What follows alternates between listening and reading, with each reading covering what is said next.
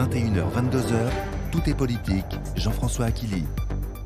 Bonsoir et bienvenue dans Tout est politique sur France Info, votre rendez-vous quotidien tous les soirs de 21h à 22h à la radio et sur le canal 27 de la TNT. Peut-on encore réformer et rêver en France ?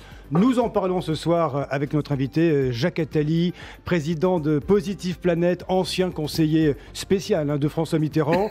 Bonsoir et bienvenue Jacques Attali. Bonsoir. Vous êtes bien installé, tout va bien ? Tout va bien. Beaucoup de choses à se dire ce soir. Avec plaisir. Vous organisez ce vendredi à Paris le Global Positive Forum. Vous nous direz de quoi il s'agit. Alors, dans la deuxième partie de Tout est politique, à partir de 21h30, notre visiteur du soir sera Richard Attias, spécialiste en stratégie de communication pour les États et les gouvernements. Il nous rejoindra. Il est votre partenaire, Jacques Attali, dans l'organisation de ce forum sur l'économie positive. Et notre parti pris, elle est là, elle est en studio avec nous. Marion Van Rentergem, vous êtes journaliste à Vanity Fair. Vous publiez Angela Merkel, l'OVNI politique, aux éditions Les Arènes Le Monde. Un ouvrage, un portrait de cette chancelière qui ne semble pas subir de vagues dégagistes outre-Rhin. Tout est politique, c'est d'abord l'édito de Gilles Bornstein. J'ai trouvé, Jean-François, la société française assez hystérique ces derniers temps. Oui, bonsoir Gilles, j'allais vous demander, est-ce qu'on est en train de devenir fou Je suis désolé. J'ai parlé à votre place. Oui, je trouve qu'on est en train de devenir un peu zinzin, vous aussi. Absolument. Attention. J'ai trouvé la société française assez hystérique quand on voit la vitesse avec laquelle, dans certains commentaires, Emmanuel Macron est passé de star mondiale, que le monde entier nous envie, à has-been tout juste bon à gouverner notre pauvre petit pays. Que s'est-il passé ? Eh bien, il y a 4 mois, les Français ont élu un jeune homme de 39 ans et lui ont donné une feuille de route claire, réformer le pays, mais pas en 5 ou 6 mois, en 5 ans. Et s'ils n'ont pas tous voté pour lui, la grande majorité était fascinée par le bonhomme, par son énergie, par son culot et par sa réussite. Et les mêmes Français, si enthousiastes en juin, sont déjà lassés en septembre. Pourtant, il n'y a eu aucun reniement. Ce n'est pas Jacques Chirac, élu en 95 sur la fracture sociale, qui impose une cure d'austérité au pays. Il fait en gros ce qu'il a promis, à savoir en particulier une loi pour assouplir le droit du travail. On va évidemment en parler. Il y a peut-être quelques atermoiements avec le report de certaines baisses d'impôts, mais enfin, pas de quoi instruire un procès en trahison des promesses électorales. Les Français ne supportent plus ceux qui leur vendent des solutions à court terme. Ils décryptent parfaitement les mesures démagogues destinées à capter leurs bulletins. Ils plébiscitent le temps long, l'ambition réformatrice, le courage. Mais sitôt les urnes refermées, eh bien, ils réclament des résultats immédiats, exigent la perfection de leurs gouvernants, n'accordent aucun crédit et veulent tout de suite. Alors j'entends évidemment vos critiques. Nous y sommes pour quelque chose, les journalistes, et peut-être vrai. Nous, journalistes de chaînes d'infos, peut-être encore plus, et encore nous avons tous les deux des circonstances atténuantes, puisque nous tweetons tous les deux avec modération et parcimonie. Ça, c'est vrai. C'est vrai, mais si on y est pour quelque chose, je trouve les Français quand même assez impatients, brûlant aujourd'hui ce qu'ils ont adoré hier, comme s'ils voulaient passer du quinquennat au mandat unique sur une année unique, quitte à basculer définitivement dans la dictature de l'urgence. Merci Gilles Bornstein. Jacques Attali, une réaction à cet édito, vous êtes d'accord, ça va trop vite, il a raison. Malheureusement, entièrement d'accord, donc on a du mal à débattre. Oui. C'est d'ailleurs la raison d'être de la Fondation Positive Planète et de ce forum, qui est justement de sortir de la dictature de l'urgence et de passer de l'urgent à l'important et de faire en sorte que la politique, comme l'action de chacun d'entre nous, des entreprises ou des organisations diverses, décide de son action en fonction des enjeux du long terme, c'est-à-dire en fonction de l'intérêt des générations suivantes. Nous travaillons dans l'intérêt des générations suivantes. Nous appelons économie positive l'économie qui est au service des générations suivantes. Alors, pour bien comprendre, ce forum qui aura lieu vendredi, 1200 participants, ils viennent du monde entier, où il y aura des chercheurs, des philosophes, des personnalités politiques, des dirigeants d'entreprises internationales. Le Premier ministre. Oui, Premier ministre de la France, c'est ça ? Il y aura le Premier ministre de l'Islande en particulier. Pourquoi de l'Islande ?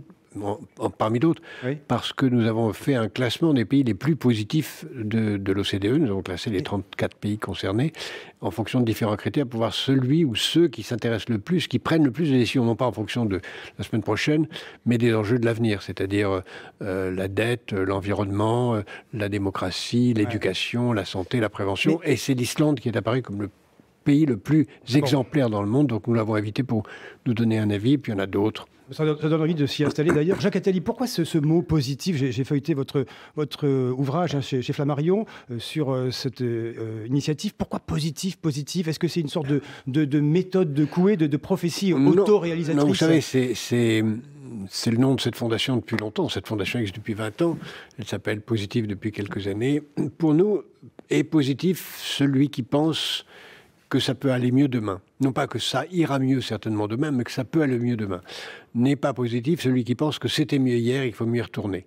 Voilà, c'est la grande distinction. Je pense que demain peut être mieux qu'aujourd'hui et qu'hier, pas certain, il faut faire beaucoup de choses, mais à condition de s'intéresser à demain, parce que demain a des conséquences pour aujourd'hui. Si on avait fait, il y a 25 ou 30 ans, toutes les réformes qu'on aurait dû faire, on n'aurait pas de chômage aujourd'hui, le climat serait meilleur, la dette serait supportable et les inégalités ne seraient pas intolérables. Il fallait anticiper. Alors Jacques Attali, la rentrée est compliquée pour Emmanuel Macron, impopulaire, on a vu les résultats, 40% de satisfaits.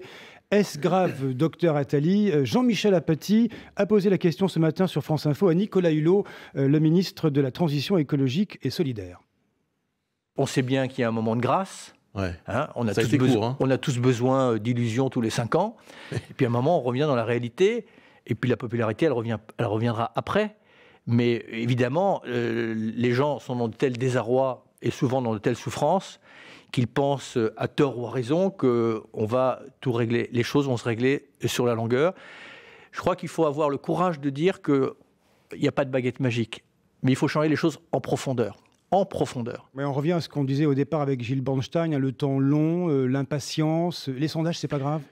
Les sondages, c'est pas grave. Encore faut-il mériter son impopularité. C'est-à-dire non pas sa popularité, mais son impopularité. C'est-à-dire qu'il faut être impopulaire pour des bonnes raisons. On peut être populaire pour des bonnes raisons.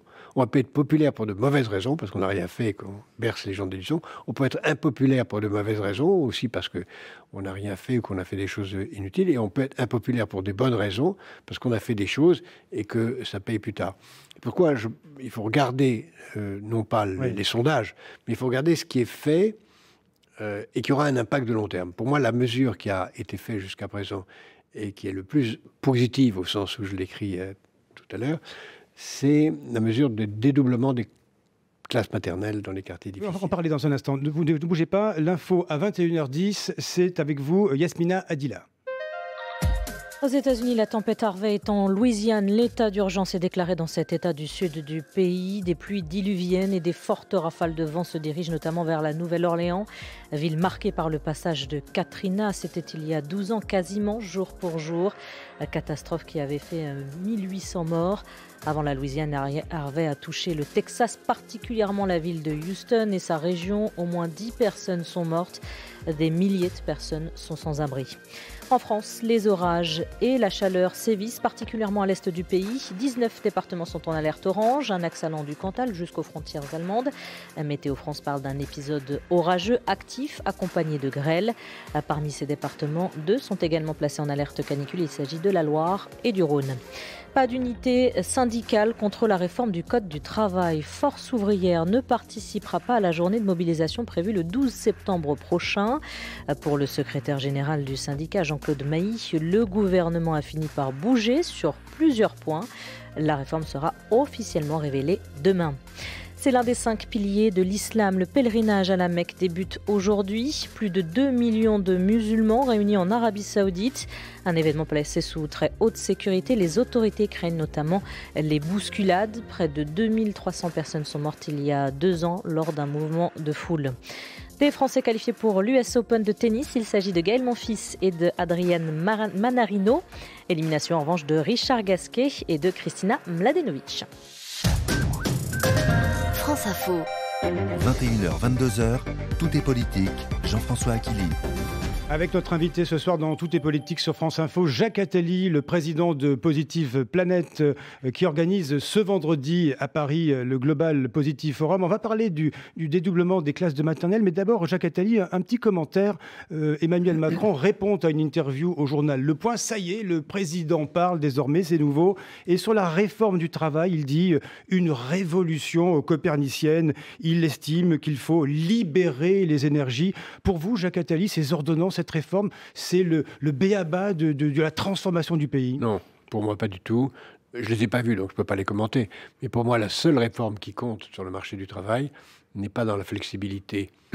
Je n'ai toujours pas compris comment, en facilitant les licenciements, on va permettre d'embaucher. Mais j'attends de voir. Pour moi, la réforme la plus importante... Vous pensez que c'est dans la réforme la plus importante sur le marché du travail sera celle que j'attends avec impatience de l'augmentation des moyens et des conditions de formation des chômeurs. La formation des chômeurs. La formation professionnelle. La formation professionnelle des chômeurs.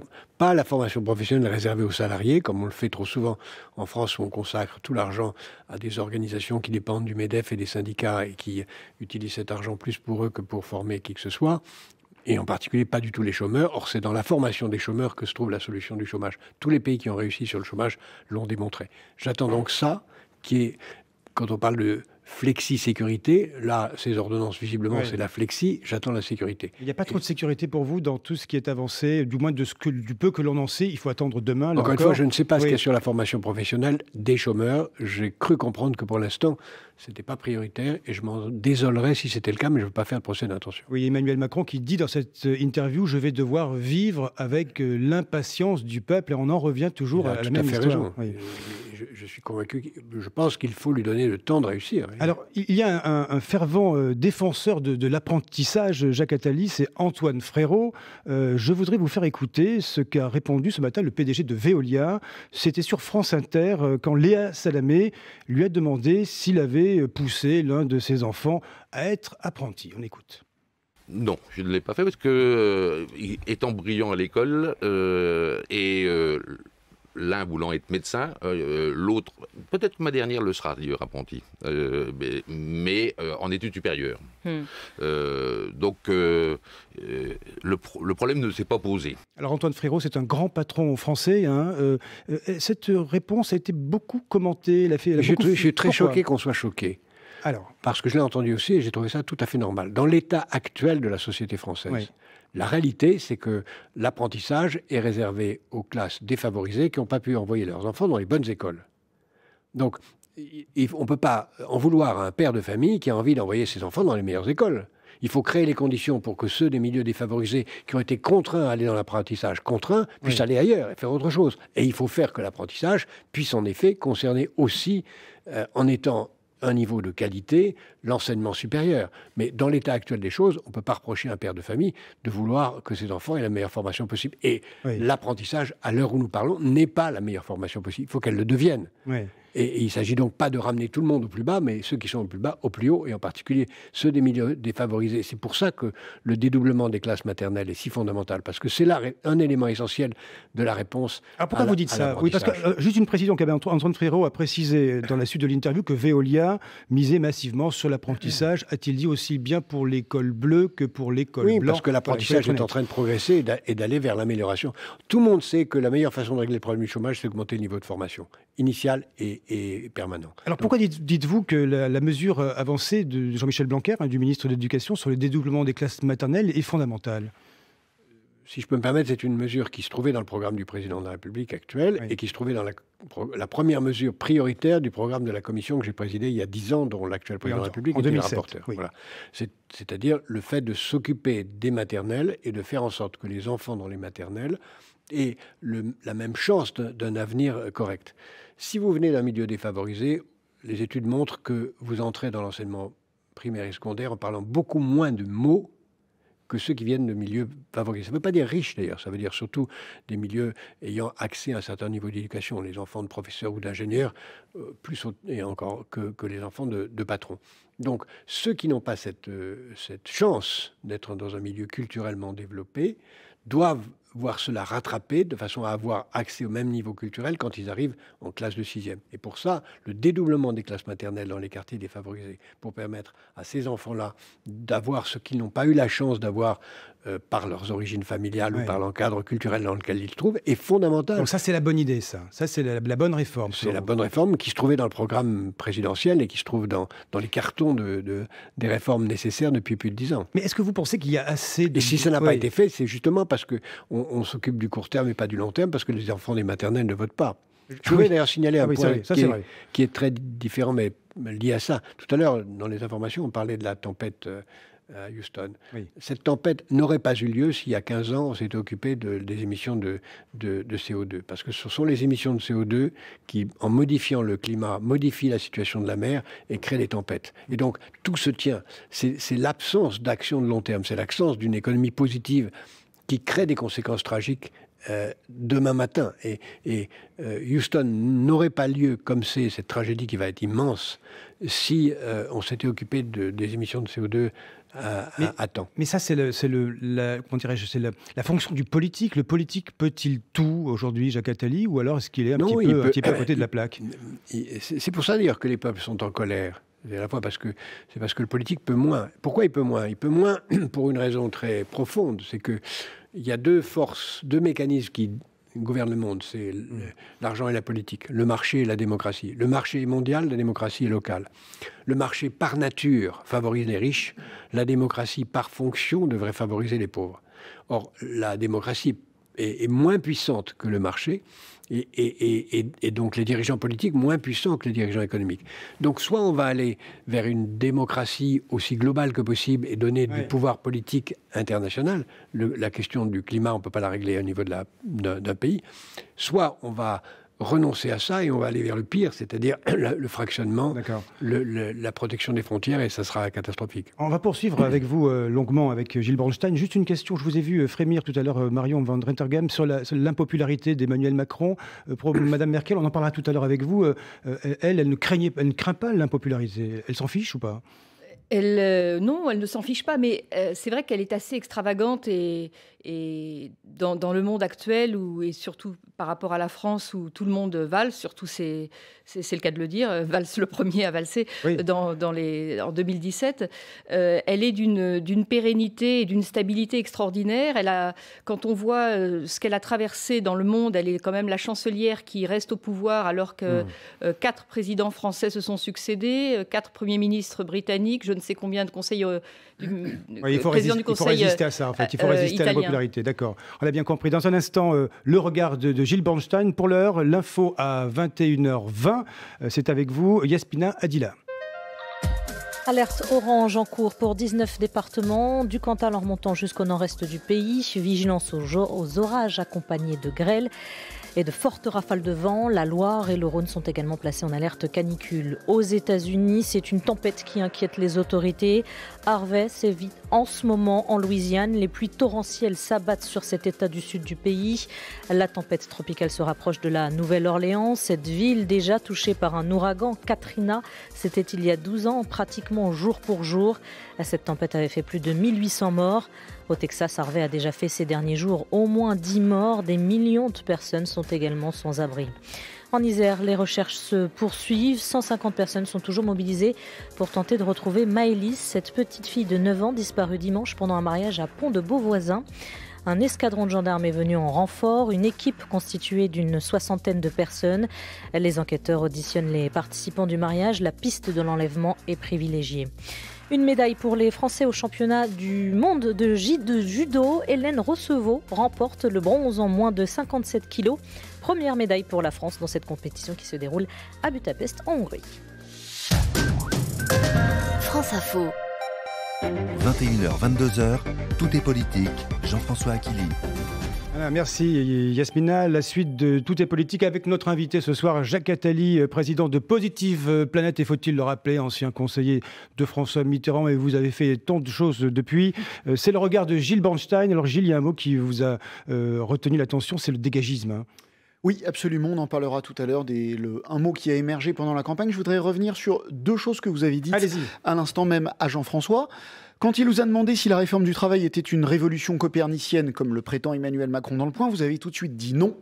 Assouplir les règles du droit du travail ne sert pas à grand-chose pour lutter contre le chômage. Et ça, mine de rien, vous rompez un consensus parmi les intellectuels libéraux, chez lesquels on considère volontiers que pour conjurer la peur de l'embauche, il faut conjurer la peur de licenciement. Vous croyez que ça n'a pas beaucoup d'importance? Je crois que le plus important, c'est la formation. Oui, non, mais ça vous l'avez dit, mais le reste, ça n'a pas d'importance. Je ne crois pas que ce soit essentiel, en tout cas. Non, je ne suis pas convaincu. Toutes les expériences que je vois montrent que, d'ailleurs, monsieur Frérot le disait ce matin, le problème pour lui, c'est pas de pouvoir engager ou de pouvoir licencier, c'est pas le sujet. C'est vrai que parfois il y a des excès dans les différentes questions, en particulier sur le niveau de plafonnement des indemnités, tout ça. C'est forcément quelque chose qu'il faut régler, mais c'est pas ça qui va régler le problème. Encore une fois, faire de la flexibilité sans faire de la sécurité, ça ne marchera pas. Mais je l'ai déjà dit, j'étais contre la loi El Khomri. Donc ce n'est pas une révolution copernicienne. Disons que c'est la moitié. Quand on dit en même temps, il faut faire en même temps. Vous avez également tout à l'heure... Je voudrais volontiers revenir sur le dégagisme. Nous y viendrons. Vous avez vanté l'Islande comme modèle de réussite. Alors, on prend souvent en exemple des petits pays. Oui. Est-ce qu'on peut gouverner un pays de 66 millions d'habitants comme la France, comme un pays, je crois, de moins d'1 million d'habitants? Vous avez raison, c'est un sujet. Vous avez raison, c'est un sujet important. Ça me fait penser à la lettre que Catherine de Russie écrivait à Diderot quand elle lui disait: dans un pays aussi grand que le mien, on ne peut pas installer les droits de l'homme, on ne peut qu'avoir une dictature. C'est une lettre très intéressante. On ne peut pas gouverner de la même façon. Par contre, 60 millions d'habitants, c'est devenu petit. Et en particulier les technologies d'aujourd'hui, les médias d'aujourd'hui font que entre 1 million et 60 millions, il n'y a plus beaucoup de différence. La Russie reste un espace immense, la Chine, l'Inde restent des espaces immenses. On pourrait utiliser l'argument que vous venez d'utiliser contre l'Union européenne, en disant est-ce qu'on a vraiment intérêt à faire 500 millions fédéral quand on s'aperçoit que ce sont les petits pays qui marchent le mieux. Je crois qu'il faut avoir les deux. Il faut avoir à la fois des pays, il faut avoir aussi des régions, parce que je crois que les régions vont avoir un rôle très déterminant, et puis il faut avoir des grands espaces, parce que demain appartiendra aux grands espaces, à l'Inde, à la Chine. On passe au dégagisme. Au dégagisme, la campagne a fait émerger ce mot, qui serait même devenu une sorte d'état d'esprit. Écoutez ce que disait à votre place le porte-parole de Jean-Luc Mélenchon, Alexis Corbière, c'était hier soir. Le dégagisme, ce n'est pas un programme, c'est un état d'esprit dans le pays, une exaspération sociale qui s'exprime sous certaines formes politiquement, où tout ce qui ressemble à une institution, qu'elle soit politique, voire même médiatique, se retrouve aujourd'hui extrêmement contesté. Ça part de là. Qu'est-ce que ça vous inspire? C'est une salutaire respiration de vouloir changer les gens, les choses, les institutions, ou c'est une tare de la démocratie? C'est pas une tare de la démocratie. J'ai écrit un éditorial il y a quelques semaines dans l'Express où je disais que le dégagisme ne fait que commencer. Et je prenais le parallèle avec la Révolution française. La Révolution française a commencé par une période bon chic, bon genre, où la noblesse s'est entendue avec la bourgeoisie pour faire partir quelques gens et faire partir le roi. Si vous nous promettez le même destin que la Révolution française... Oui, laissez-moi continuer. C'est inquiétant. Je pense que... Et ensuite, qu'est-ce qui s'est passé? On s'est pris au jeu du dégagisme et on a dégagé encore plus. Et puis ensuite, c'est les dégageurs qui ont dégagé. Les dégagismes, à l'époque, ça s'appelait la guillotine. Aujourd'hui, je crois que dans l'impatience, dans le sentiment que le politique ne sert à rien, justifié pour les raisons que j'ai dit tout à l'heure, en effet, le dégagisme ne fait que commencer. Et dans la baisse des sondages du président de la République, il y a aussi ça. Il y a cette idée, il faut se débarrasser de toute personne qui a du pouvoir. Il faut faire en sorte que tous ceux qui réussissent, et c'est là où c'est aussi extrêmement dangereux, soient des victimes. Il y a aussi le risque que cela devienne aussi une chasse au talent, au succès, et que cela parte. Curieusement, ça ne touche pas les joueurs de foot ou les vedettes, pour l'instant. Peut-être vont-ils devenir être touchés, mais je suis inquiet quand un pays glorifie ses joueurs de foot et met en cause ceux qui consacrent leur vie au service public. Vous avez conseillé François Mitterrand, vous connaissez bien Nicolas Sarkozy, vous avez observé les débuts de tous ces quinquennats ou septennats. Quand vous regardez les quelques premiers mois d'Emmanuel Macron et comparé aux autres, qu'est-ce que vous trouvez qu'il réussit mieux? Qu'est-ce qu'il réussit moins bien? D'abord, je trouve que ce qu'il a très bien réussi, c'est d'être élu, et avec un programme. Je vois que c'est très important. Il a été élu avec un programme très ambitieux de politique étrangère, de politique européenne, et donc il a un programme. Et il a commencé à le mettre en œuvre. Et donc, c'est mieux que Nicolas Sarkozy, qui avait un programme extrêmement léger, au point même qu'il a eu le besoin de demander à une équipe bipartisane, dont j'avais la direction, de faire un programme bipartisan. Il n'a pas mis en œuvre, mais il n'avait pas de programme. Et qu'est-ce qu'il réussit moins bien? Alors, il nous reste peu de temps avant de raccrocher. Je dirais, ce qui reste à réussir, c'est d'avoir une équipe qui fait le relais de son action. Je pense que... Le gouvernement est trop faible? Le Parlement, sans doute, plus que le gouvernement. Voilà, merci. On vous restez là en place, Jacques Attali, président de Positive Planète. Pour la suite de Tout est politique sur France Info, nous recevrons dans un instant Richard Attias, un spécialiste en stratégie de communication et organisateur du fameux forum global Positive. Ce sera après la météo et après l'info.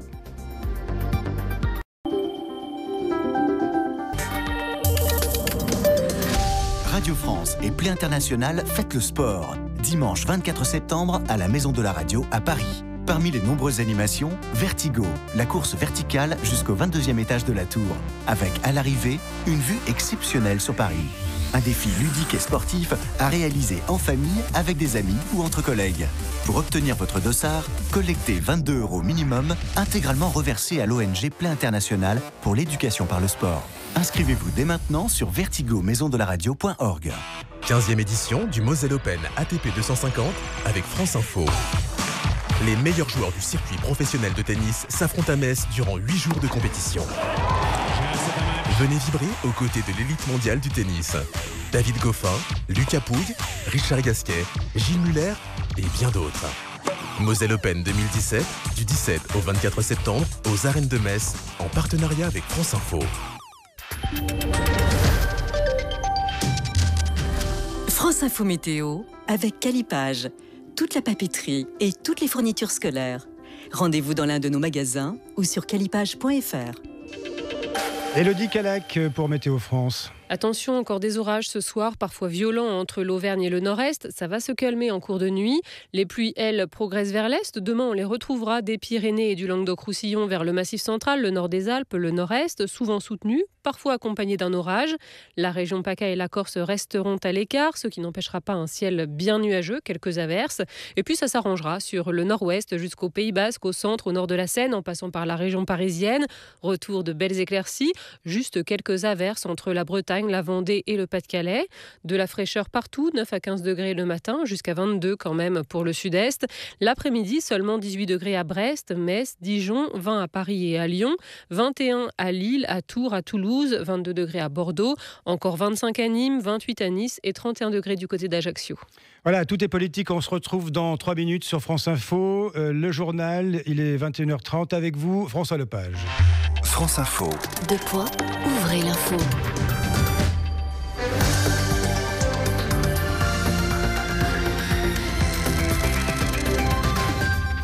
Toujours aucune trace ce soir en Isère de Maëlys, 4 jours après la disparition de la fillette lors d'un mariage. Les recherches se sont poursuivies toute cette journée avec désormais un escadron supplémentaire. Les gendarmes ont passé une nouvelle fois la zone au peigne fin avec un périmètre élargi. À Pont de Beauvoisin, Christophe Vincent.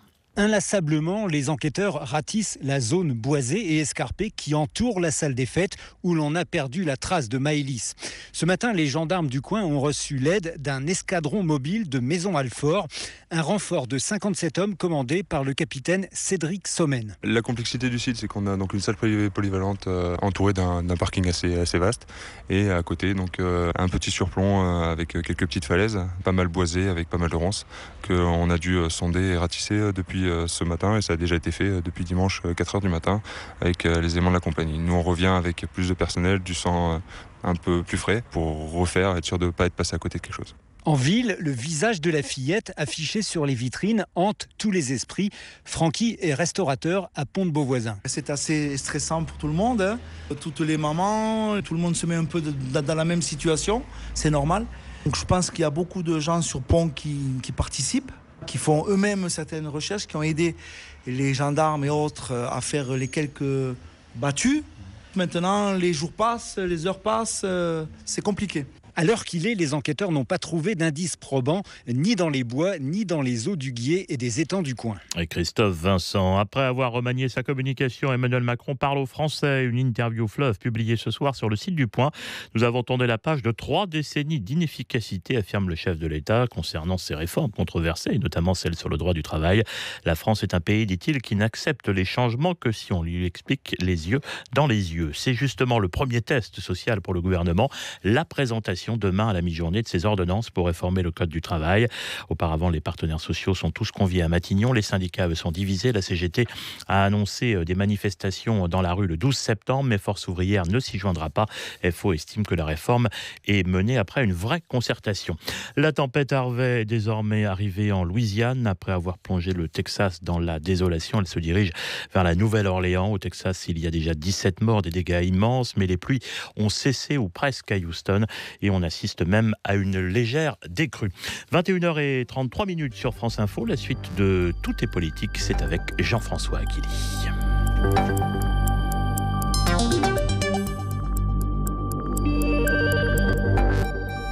21h, 22h, Tout est politique, Jean-François Aquili.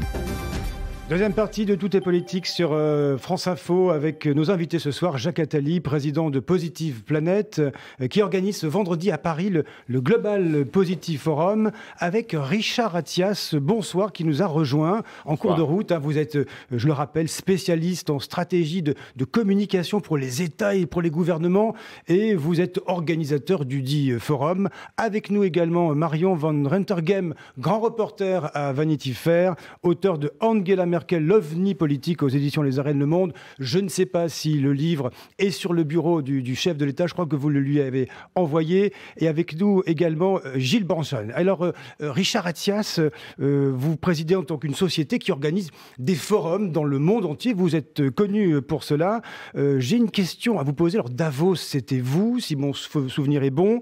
Il y a également le New York Forum Africa. Il y a eu aussi également un forum sur le sport à Doha. Arrêtez-moi si je dis une bêtise. Non, vous avez corrigé absolument la liste. Et puis il y a eu la Clinton Global Initiative, qui était un très bel événement avec le président Clinton.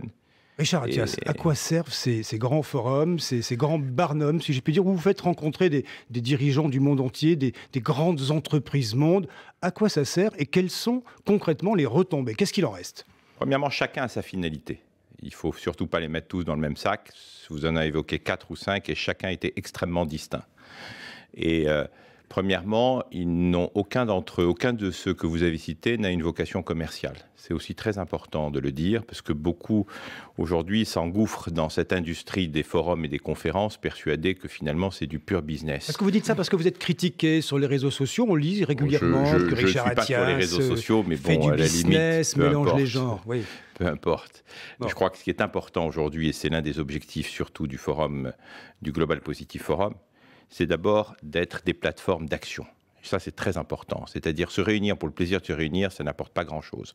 Mais si à l'issue de ces forums, il y a des initiatives, il y a des prises de conscience, il y a un appel à l'action, il y a surtout le faire savoir de ce qui aujourd'hui est nécessaire d'être fait, c'est déjà quelque chose de très positif. Ouais. Et c'est ça qui a été notamment fait quand on a lancé le Clinton Global Initiative. Je veux dire, bon, ça s'est arrêté pour les raisons qu'on connaît aux États-Unis, puisque l'épouse du président a décidé d'être candidate.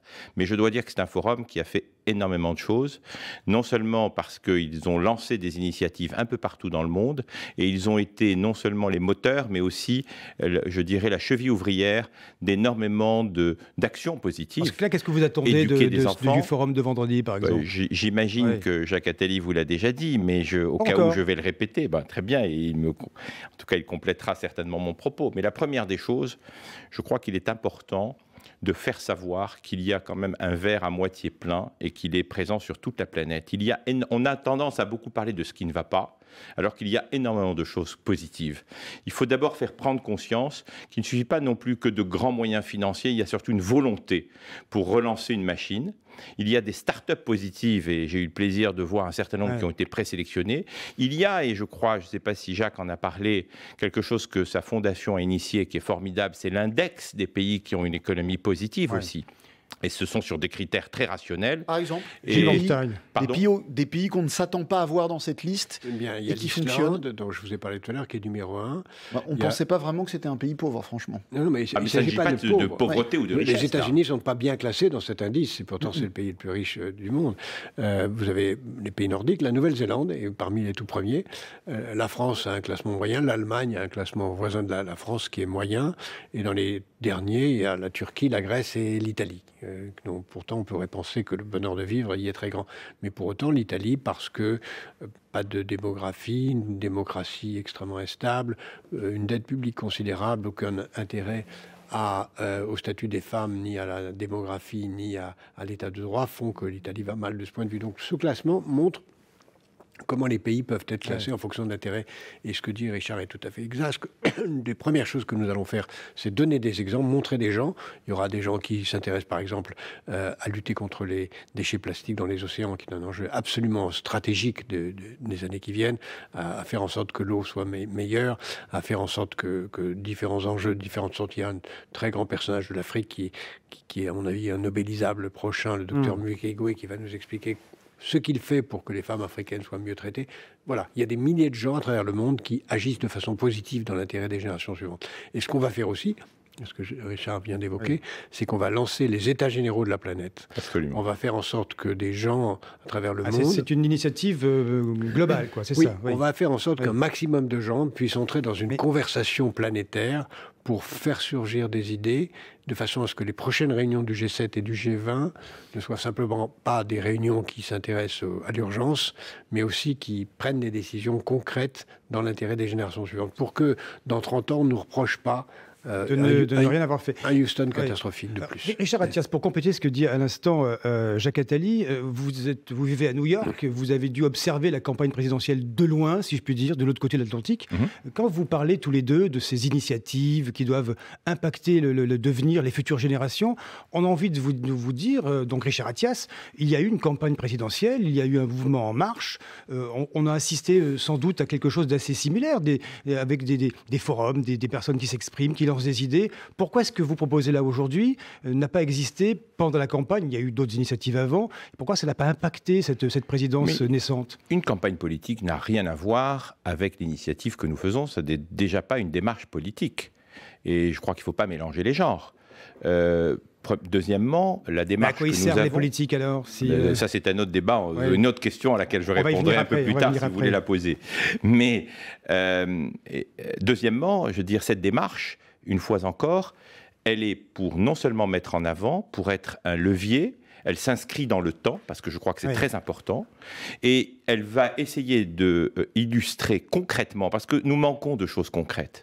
Et l'une des actions, je crois, de ce forum, ça va être précisément d'illustrer un très grand nombre de choses qui sont faites avec le secteur privé, qui sont parfois faites avec le secteur public, et qui vont initier un certain nombre d'autres actions. Je crois que c'est ça qui est très important. Bien compris. C'est une vraie machine. Que ce forum aura lieu à la scène musicale à Paris, sur l'île Séguin, vendredi prochain de 13h à 21h, 70 intervenants, vous pouvez le suivre en direct. Il y a encore, je pense, la possibilité d'y assister, même si c'est plein.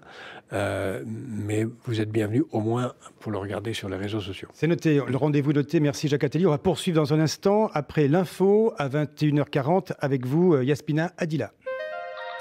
L'interview très attendue d'Emmanuel Macron. Le président de la République a accordé un entretien au journal Le Point, une vingtaine de pages pour expliquer ses différents projets.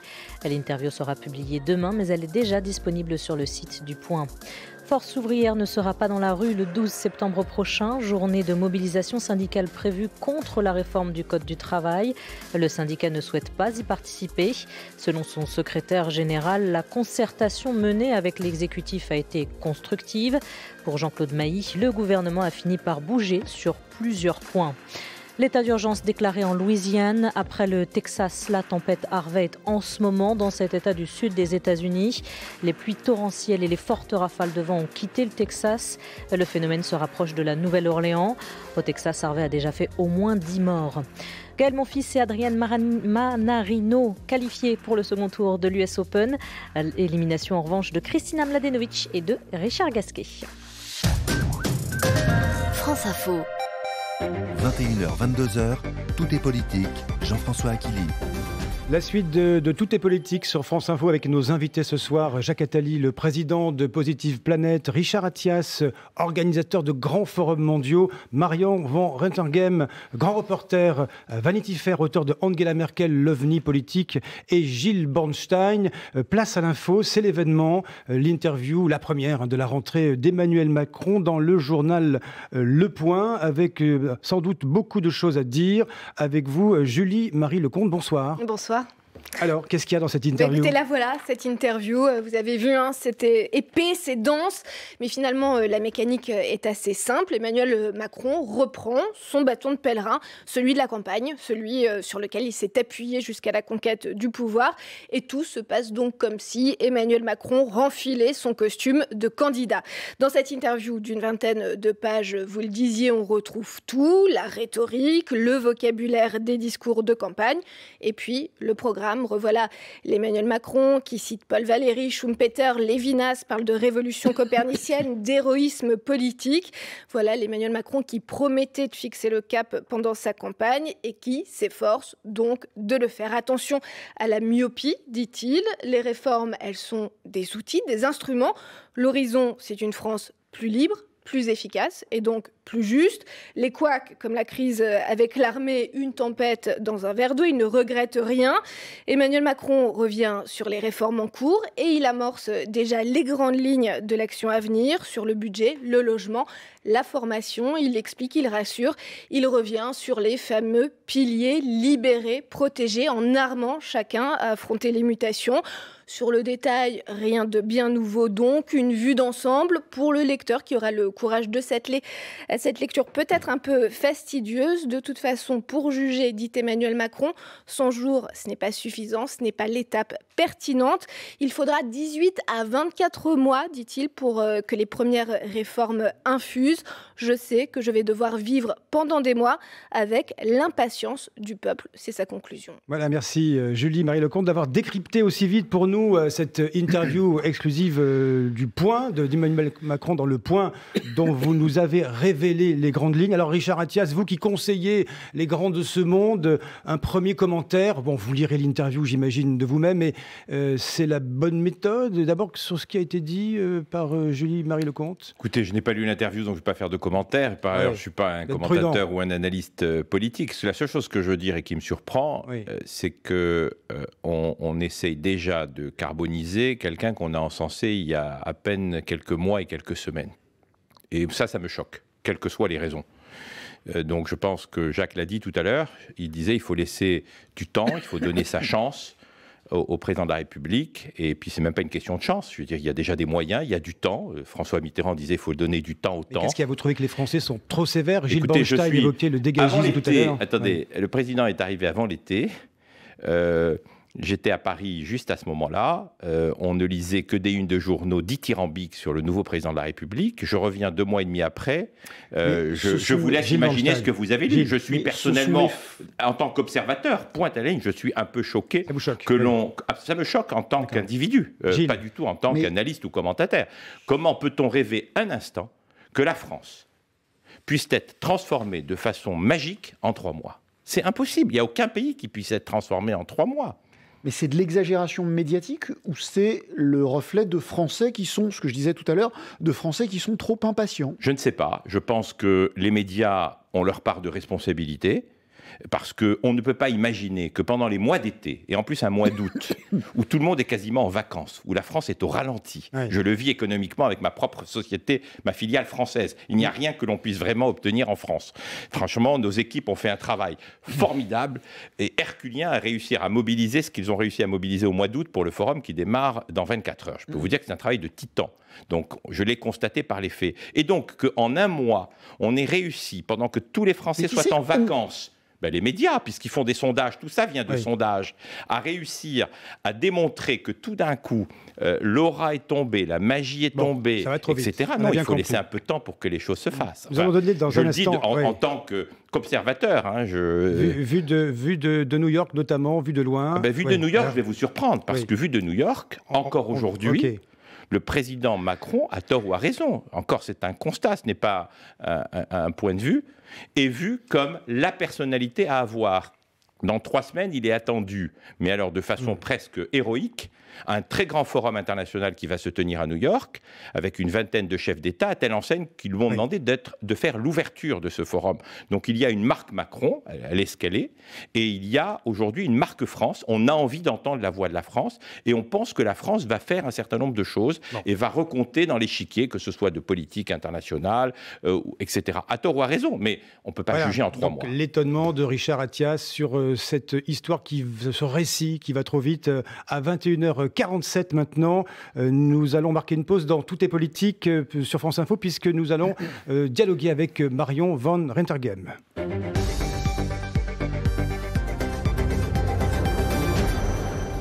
Donc, vous avez signé, Marion, cet ouvrage, Angela Merkel, l'OVNI politique, dont on soupçonne qu'il figurait sur le bureau d'Emmanuel Macron. Je me rends très indulgente ce soir à l'égard du président. Bon, d'accord. D'abord, un mot sur cet ouvrage qui retrace l'histoire, la trajectoire d'Angela Merkel, la chancelière allemande.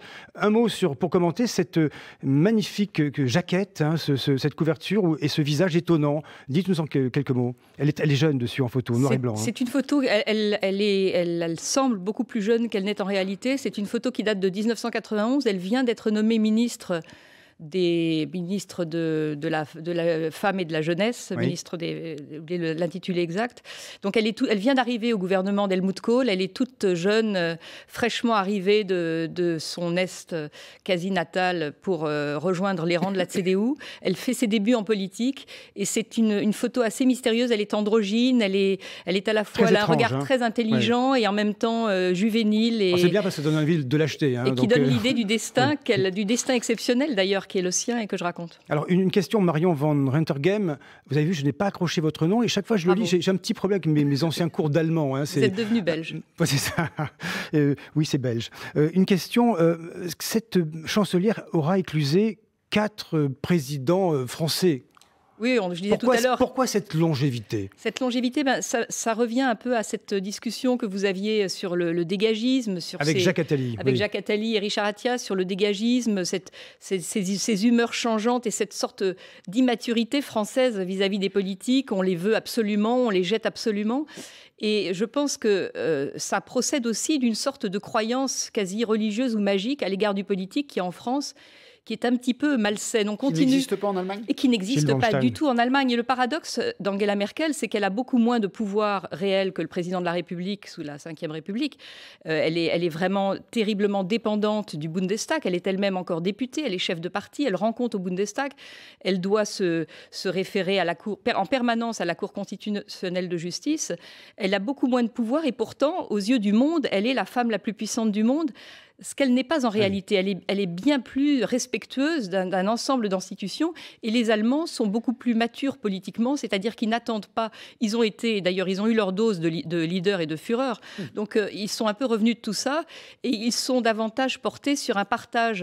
Et ils croient plus en la politique qu'en un seul politique qui nous rend fous. Parce qu'on est forcément déçus. On le porte au pinacle et tout d'un coup, il suffit qu'il fasse 3 erreurs de communication et on le déteste. Jacques Attali va réagir dans un instant, tout de suite après l'info à 21h50 avec vous, Yasmina Adila. La Louisiane à son tour frappée par Harvey. La tempête s'abat sur cet état du sud des États-Unis où l'état d'urgence a été déclaré. Les pluies sont diluviennes et accompagnées de fortes rafales de vent. Avant d'arriver en Louisiane, Harvey a frappé le Texas. Au moins 10 personnes sont mortes. Un bilan qui risque de s'alourdir. Des dizaines de personnes sont toujours portées disparues. En France, ce sont les orages qui sévissent. 19 départements sont placés en vigilance orange, un axe allant du Cantal jusqu'au Bas-Rhin. Parmi ces départements, le Rhône et la Loire sont également placés en alerte canicule. Le pèlerinage à la Mecque commence aujourd'hui. 2 millions de musulmans attendus en Arabie Saoudite. Selon le responsable d'une agence de voyage, 20 000 visas ont été demandés par des Français. Une augmentation d'environ 15% par rapport à l'an dernier. Hélène Rossevaux, médaillée de bronze aux mondiaux de judo. La Française s'impose dans la catégorie des moins de 57 kilos. Première médaille pour la France dans cette compétition qui se déroule à Budapest, en Hongrie.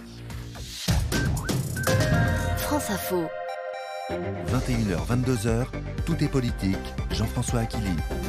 La suite de Tout est politique et la suite est fin sur France Info. Peut-on encore réformer et rêver en France? Tiens, vous nous direz un mot là-dessus tout à l'heure, peut-être Richard Attias, nos invités ce soir, Jacques Attali également, Marion Van Rentergem et Gilles Bornstein à mes côtés. Jacques Attali, vous vouliez réagir à ce qu'il se disait à l'instant avec Marion sur Angela Merkel? Deux ou trois choses. La première, la France a été le dernier pays d'Europe à se débarrasser d'une classe politique qui était là depuis 30 ans.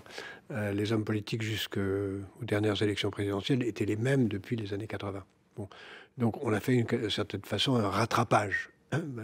Les Anglais, les Italiens, les Allemands, les Grecs, les Espagnols ont tous dégagé leur classe politique. Donc il faut que ça se stabilise un peu en France. Mais les Allemands l'ont fait avant nous. Ils ont dégagé leur classe politique, souvent d'ailleurs avec des tas d'affaires qui ont touché d'ailleurs le chancelier Kohl antérieurement.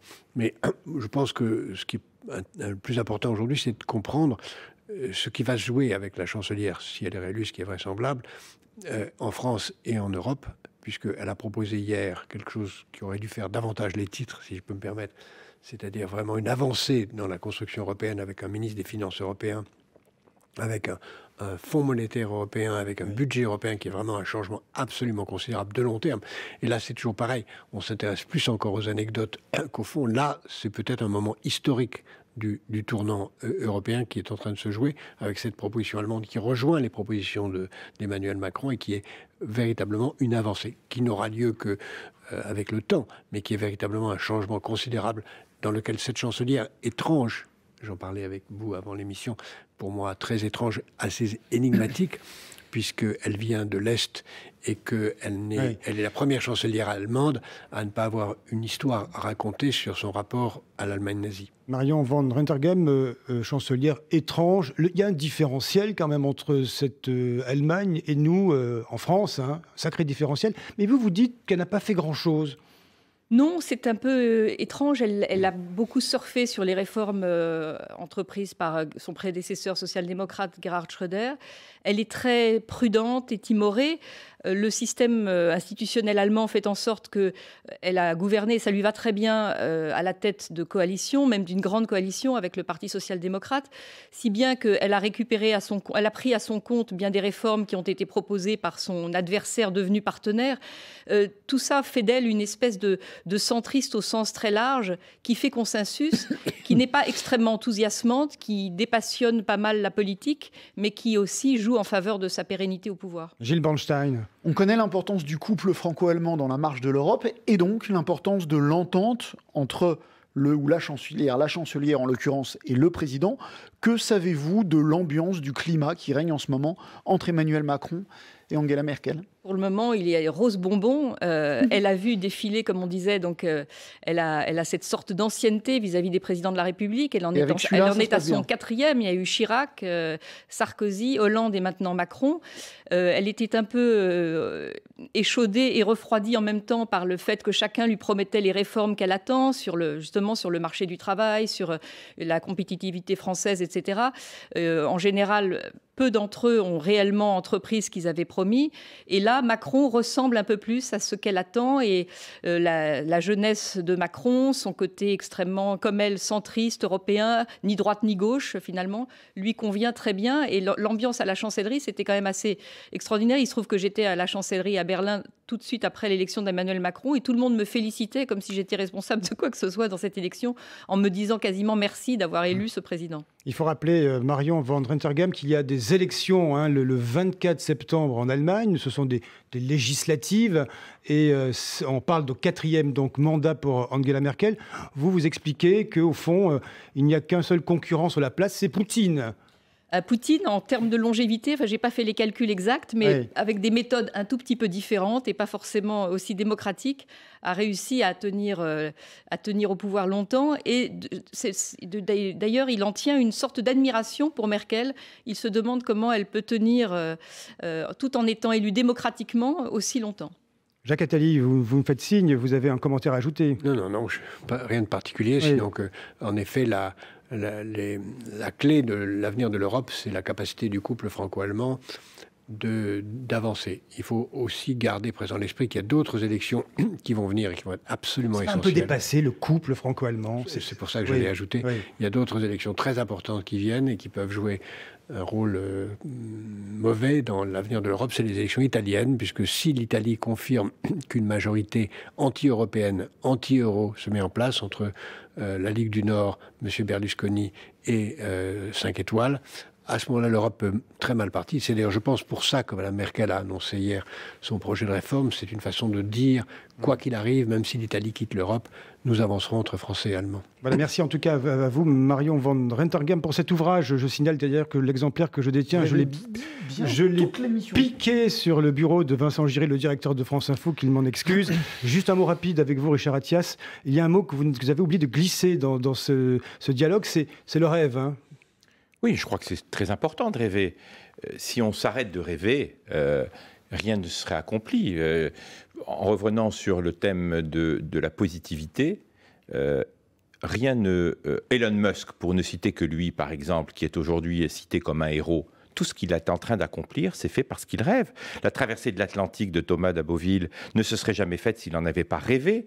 Et on pourrait multiplier les exemples. Il faut absolument rêver. C'est, je veux dire, l'ADN de ce qui doit nous faire avancer. C'est le cas de Thomas Pesquet qui sera avec nous vendredi. Absolument. Merci à vous, Jacques Attali, président de Positive Planète, Richard Attias, donc organisateur du forum global Positive, donc ce vendredi sur l'île Séguin à Paris. Merci à vous, Marion van Rentergem, pour cet ouvrage Angela Merkel, l'OVNI politique. Merci Gilles Bornstein. Notre invité demain sera Stanislas Guerini, député sniper de La République En Marche. À demain.